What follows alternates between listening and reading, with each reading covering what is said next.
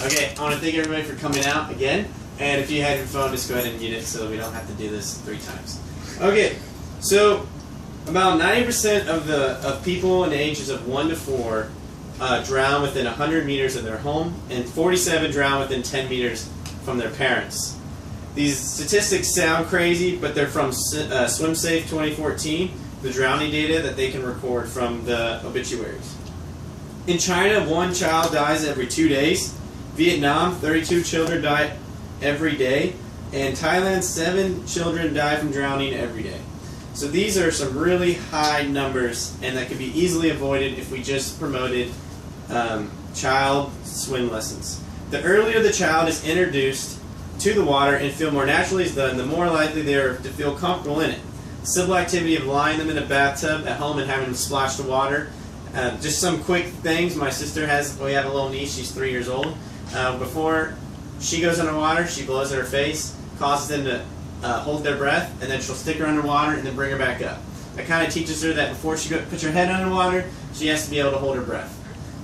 Another thing is that we all work at Splashtown. We have the weekends. It's easy to say that we have close to 20 to 30 lost children on the weekends. Now, if a little kid was able to find its way to the wade pool, Walla Walla Falls, it could be some serious problems fast because mom and dad don't know where they're at. If we didn't have such great lifeguards here, that would be definitely something that we should all be worried about.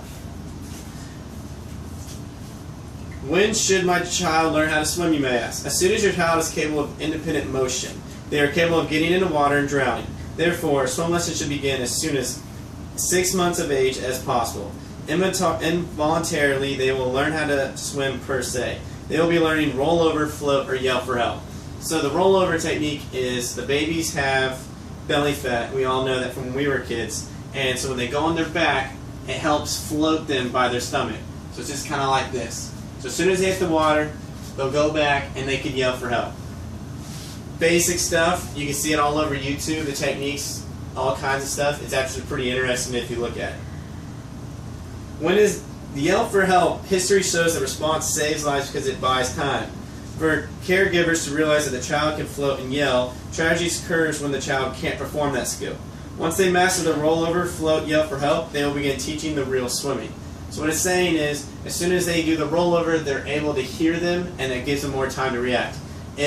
We all know that it takes 10 to 15 seconds to respond to an incident. 10 seconds to spot it, 15 seconds to get there. Okay? Gaining strength and coordination. Swimming is when it's strong pulling, arm actions, and vigorous kicking with the legs. That will help your children keep their strength and coordination. Games like chasing a favorite toy, aids such as goggles and floats to build up their muscles and ability to swim faster. As fast as you can help your child make some simple leg and arm movements in the water by playing fun games with them, they'll react by moving their legs and arms without thought and respond naturally to the water. I know my mom always had us dive for the diving sticks. It was in like 3 feet of water, but when you're like 2 or 3 or 4 years old, you're thinking this is like forever deep. So just basic stuff will always help you in your confidence.